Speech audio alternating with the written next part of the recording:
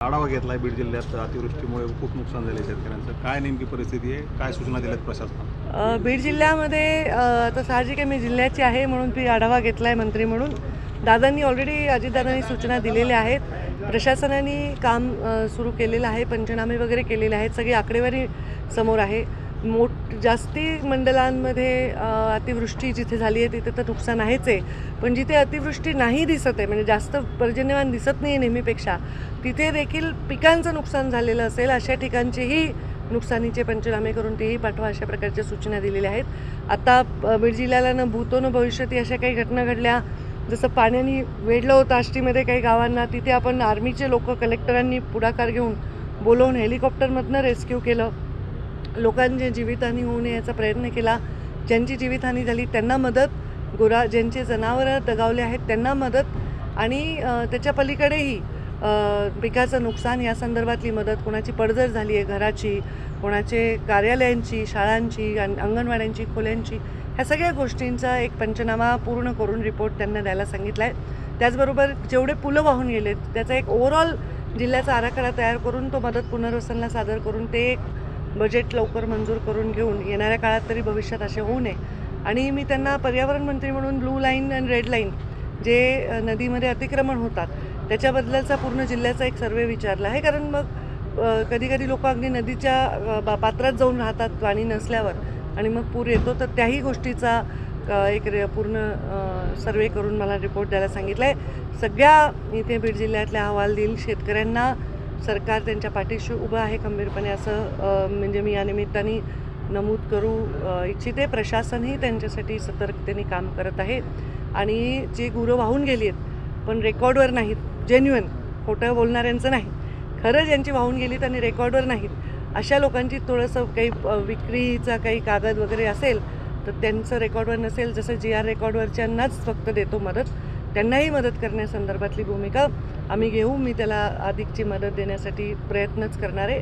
फक्त ते कागदपत्र वगैरे सगळे जमवून घ्या असेही निर्देश मी दिलेले आहेत. ताई, आपण जर बघितलं तर गोदावरी काठी दरवर्षी पूर आल्यानंतर त्या गावांचा संपर्क तुटतो, त्या ठिकाणी कमी उंचीचे पूल आहेत, त्या संदर्भात काही उपाय? सगळ्या जे पूल पडून गेले त्यांना आणि जे जुने आहेत त्यांची उंची वाढवण्यासाठी दोन्हीचे प्रस्ताव दाखल करायला सांगितलेत. आणि संरक्षण भिंती अनेक ठिकाणी लागणार आहेत. आता दादा अर्थमंत्रीच आहेत, तर दादांना मी म्हणेन की त्यांनी जास्तीचं ह्याच्यामध्ये लक्ष घातलं तर भविष्यामधली पुरहानी टाळण्यासाठी दादांचं योगदान मोठं राहील. ताई, घटस्थापना होते उद्या आणि दसरा मेळाव्याची उत्सुकता सगळ्यांनाच आहे. कशी तयारी सुरू आहे, काय आव्हान? हो, उद्या घटस्थापना आहे. मी स्वतः रेणुका मातेच्या दर्शनाला माहूरला जाणार आहे आणि तिथून मी 8 दिवस झाले इकडेच आहे बीड जिल्ह्यामध्ये. दसऱ्याची तयारी लोकच करतात, मला फक्त जाऊन भाषण द्यायचं आहे. लोकांचा प्रत्येक गावातनं फोन येत आहेत. जालन्यामधनं जास्त उत्साह आहे यावेळी, पालकमंत्री आहे.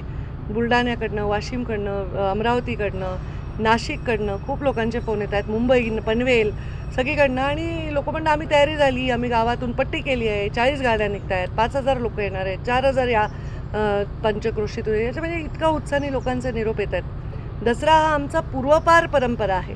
25 वर्ष दसरा मेळावा मी स्वतः बघते, 16-17 वर्ष झाले मी स्वतः जाते, आणि 10-11 वर्ष झाले तर मी स्वतःच घेते भगवान भक्तीगडावर.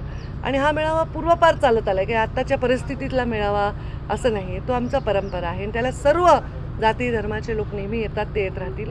आणि त्या सगळ्यांना तुमच्या निमित्ताने आव्हान करते की आपण मोठ्या संख्येने या.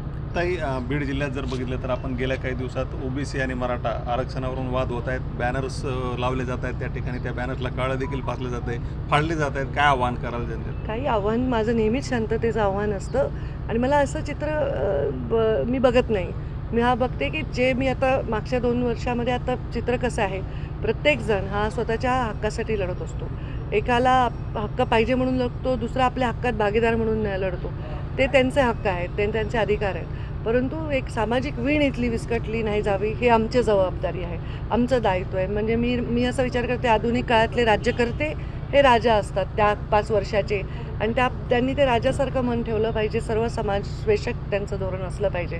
त्यामुळे मला वाटतं की माझी जी भूमिका आहे ती मी वेळोवेळी स्पष्ट मांडली आहे. समाज एकमेकांच्या अंगावर न घालता आपण कसं याच्यातून मार्ग काढता येईल असा प्रयत्न दोन्ही कमिट्या करत आहेत, OBC आणि मराठा आरक्षणाची. OBC कमिटीसुद्धा त्यांच्या हक्कांवर बोलत आहे.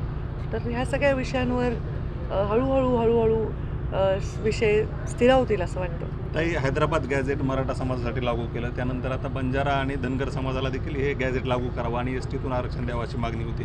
त्याच्यावर मी ऑलरेडी व्यक्त झाली. साहजिक आहे, एका समाजाची मागणी असेल गॅजेट लागू करायची, तर त्यातले दुसरे समाज म्हणतात आमचंही गॅजेट लागा. पण काही विषय हे केंद्राकडे आहेत, काही विषय हे राज्याकडे आहेत. म्हणून मी नेहमी सांगते, संविधानाच्या चौकटीतलं आरक्षण द्यावं, सामाजिक मागासलेपण गृहीत धरून मग आरक्षणाचा विषय हाताळावा. जे ऑलरेडी वर्षानुवर्ष आहेत, त्यांच्याकडे सर्टिफिकेट आहेत, जुन्या नोंदी आहेत, त्यांच्याविषयी काहीच म्हणणं नाही आहे. त्यामुळे आरक्षणाच्या बाबतीमध्ये संविधानाच्या चौकटीतलं आरक्षण मिळावं, ज्याला पाहिजे त्याला मिळावं. ताई, एक प्रश्न